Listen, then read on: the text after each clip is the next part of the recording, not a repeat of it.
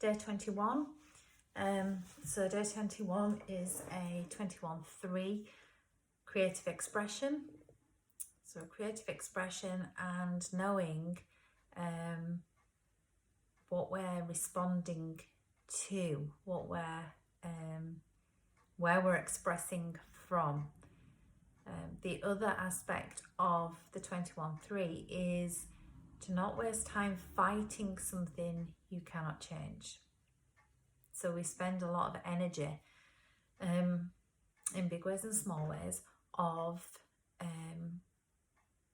fighting, arguing over something arguing internally over things that we cannot change. So firstly, understanding that whenever we respond or react, we are responding or reacting to the voice in our head.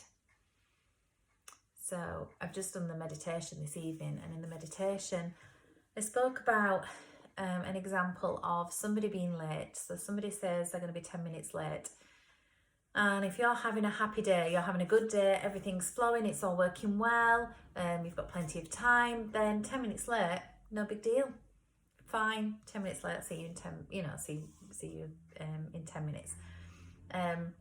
If someone says they're going to be 10 minutes late and you're on a tight schedule and you're feeling, pressured already because things need to run like this, in your head, there's an awareness that, you haven't got 10 minutes, you haven't got 10 minutes for them to be late. And so that's the place you respond from.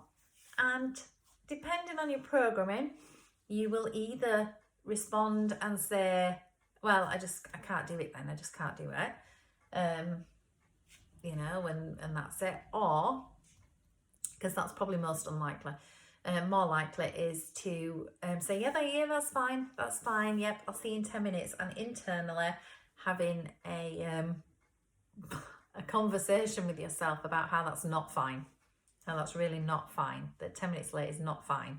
And if this person is never late, then it's not fine, but they're never late, so that's okay. We can kind of give with that because they usually are on time, and the mind will say, well, why are they not on time this time?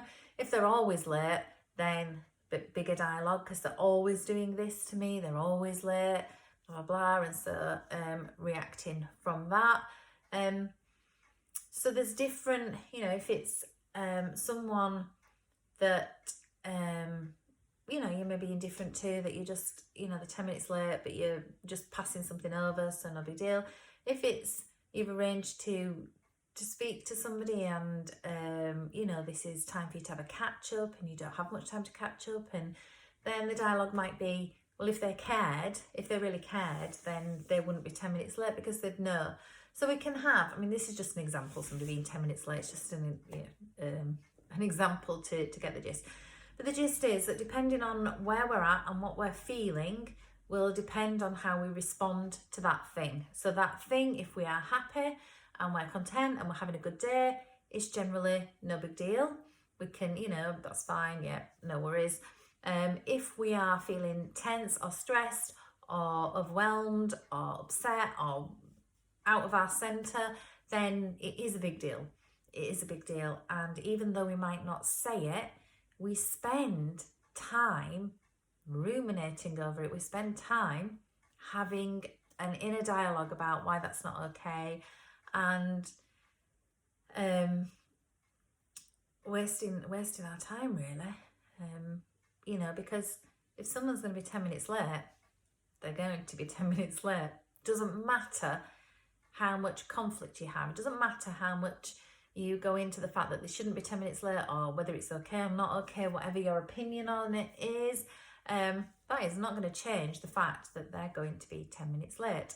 So we start to understand ourselves. We start to understand that we're not responding to the person that's 10 minutes late. We're responding to what our thoughts, our judgments, our opinions, what that means to us, the idea of the consequences of them being 10 minutes late. If it's okay, and we've got loads of time, it's okay.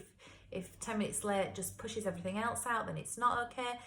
So, if we're not conscious and we don't observe it, then easy to get carried away and easy to waste time on trying to fix things that are not fixable, trying to change something that's not changeable, from the inside. So people's actions, what they do, their actions, how we respond and how we react is our responsibility. So that observer self, the ability to realise that whatever you're or however you're responding or reacting absolutely comes from your thought and opinion of it. Just that, not necessarily what is, but your thought and opinion, or your past experiences or ideas and programming that's in there. So really important to realise that our internal dialogue, what we're thinking about something, will absolutely influence the outcome. Absolutely influence the outcome. So if we're relaxed and okay about something, then generally relaxed and okay, it's fine. If we are tense or we have a belief in there, then not so good. And maybe the other person's aware or not aware, but internally spending time on the conflict and confusion and kind of thinking about it, but not able to put something in our idea of right, not being able to put something right, or not making it fit our own agenda. So we have our own agendas, and we like it when everything fits into our agenda, and when something doesn't fit into our agenda, we don't really like it. When things happen to us that make us feel uncomfortable, it's not fair. Why did this happen to me? When things happen to us that make us feel comfortable, oh, how lovely. Yeah. And not even sometimes how lovely. Sometimes we don't even recognize all the things that feel lovely and comfortable to us, but we absolutely pull up the things that make us feel uncomfortable. And so the inner world is really important to stabilize the inner world, and really important to catch the thought processes and realize that to stay neutral. The less we have opinions and judgments on things, the easier it is for things to flow. Okay, so the Qigong exercise I'm going to do today is just about lifting and releasing. So just opening up the mind. So not being so fixed on our thoughts about something, not being so fixed on our agenda, and being more open to things moving and changing, being more open to allowing whatever it is to be, but not resisting it, not spending time stuck in it, but seeing the bigger picture. So as we lift, we expand our awareness, we start to look to the bigger picture, to the brighter future. So not fixating the thing that's in front of us, not fixating the thing that's happened or occurred, not fixating the thoughts about it, not dwell there, but assisting the energy to look beyond, to be able to accept. There's the is it the prayer of, I can't remember now, but basically, grant me the serenity to accept the things I cannot change, courage to change the things I can, and the wisdom to know the difference. I think probably the hardest bit is sometimes the wisdom to know the difference, but all of them may be a bit tricky. Accepting the things we cannot change is hard sometimes. It's hard to accept the things that we cannot change because it's painful.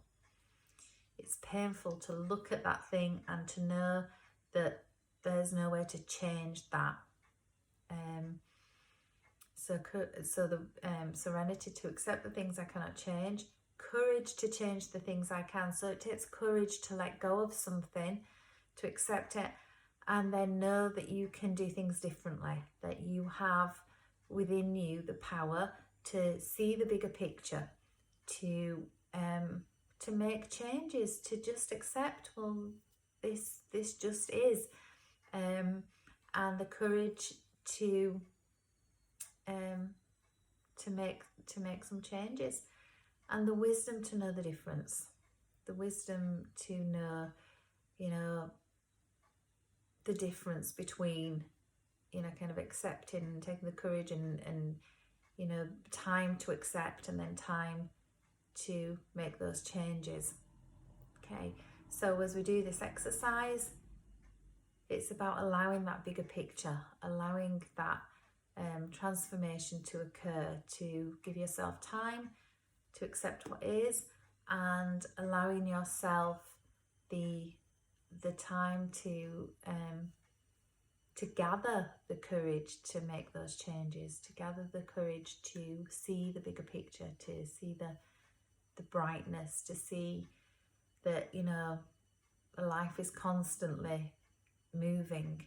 And it just reminds me of a time when I had my first daughter, and I was looking into her eyes and I wanted to take a picture. So I just, with my mind's eye, took a picture because I wanted to remember that look that she had, that feeling forever. And I knew that she was going to grow. She wasn't going to stay a baby, that she would grow when she became an adult, and that her face would change. And there was no way to hold that. There was no way to keep her that age and that size and looking like that forever, that she would just grow and change. And the only thing I could think to do was to take a mental picture, to look at that face and remember it. And I can remember it now. I can remember it now. And every so often when I look at it, I can see that picture, I can see that face.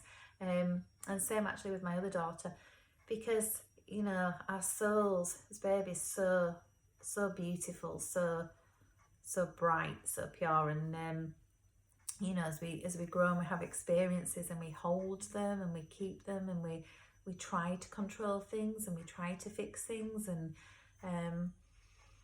it just keeps us stuck. It just keeps us in a heavier energy. And so that's the truth, really, isn't it? That nothing is, you know, nothing material or physical is forever. It's got a shelf life, it's got a span, but the soul, the essence, the energy, you know, for me personally, never goes, it never dies. That, you know, energy does not die. And so, you know, even now, the energy or the memory, the snapshot of that face is still with me, but the physical isn't. But the memory, the snapshot, the energy, the thought, the intention, absolutely still present. Okay, so let's do an exercise.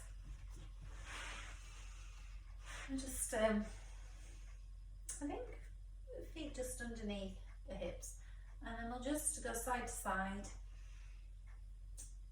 to shift the weight.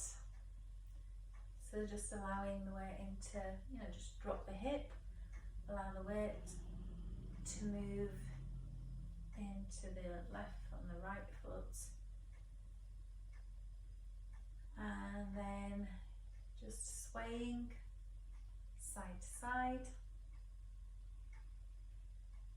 So the ability to roll with life, you know, kind of going on from yesterday, the energy of water, and then just lifting the shoulder, just releasing the responsibility, releasing the need to control, releasing the need to have things a certain way,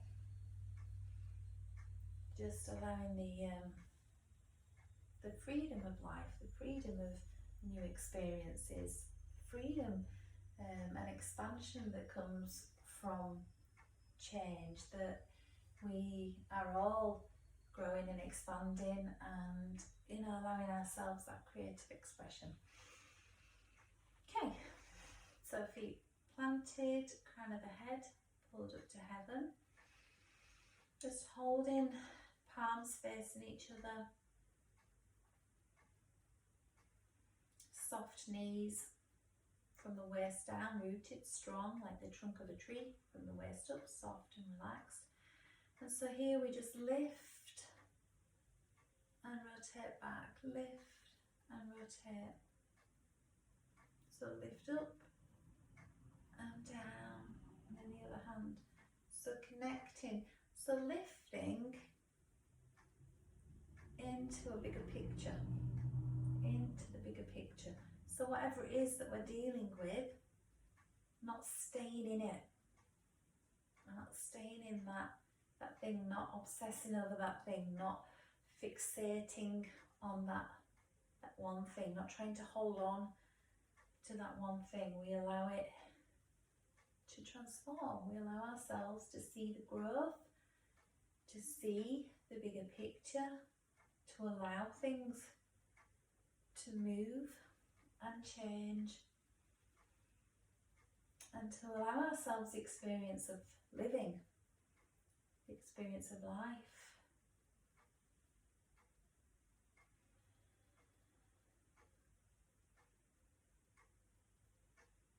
And so just breathing, relaxing the shoulders.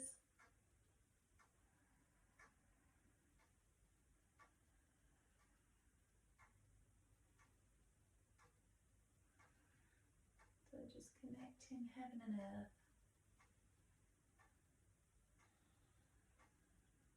Allowing the higher wisdom, the brightness, the understanding to flow through.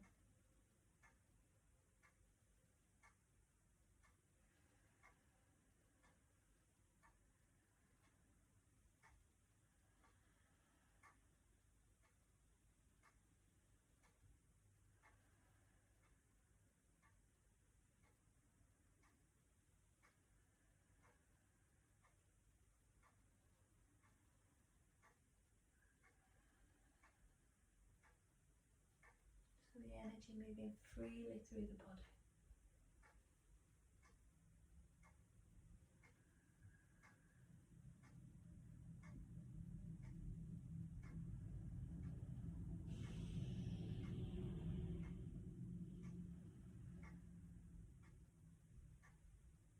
Let the wisdom in. Let the understanding in.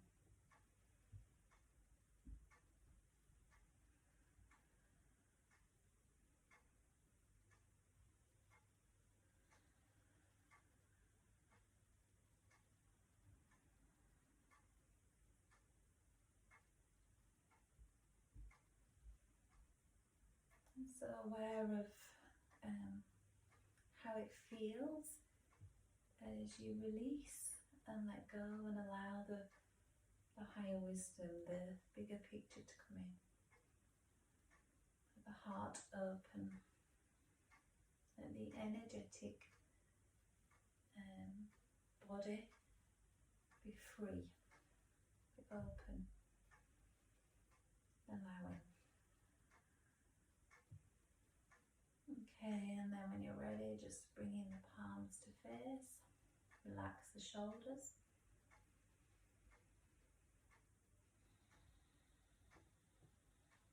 Bring the feet together. Breathe in. Breathe out, push down to the solar plexus. Breathe in, breathe out, push down to the base. Breathe in, gather. Breathe out, push down to the solar plexus.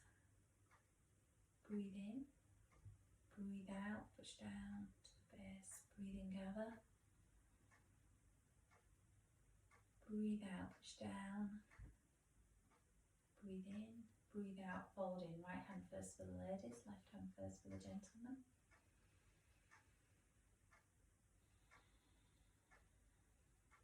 And so, remembering that life is now, and life is moving and changing whether we like it or not.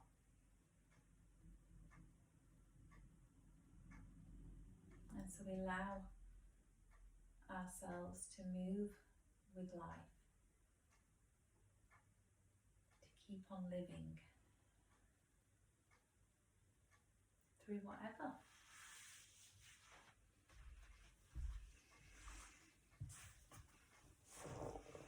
Okay, so day 21, we've got day 22 tomorrow.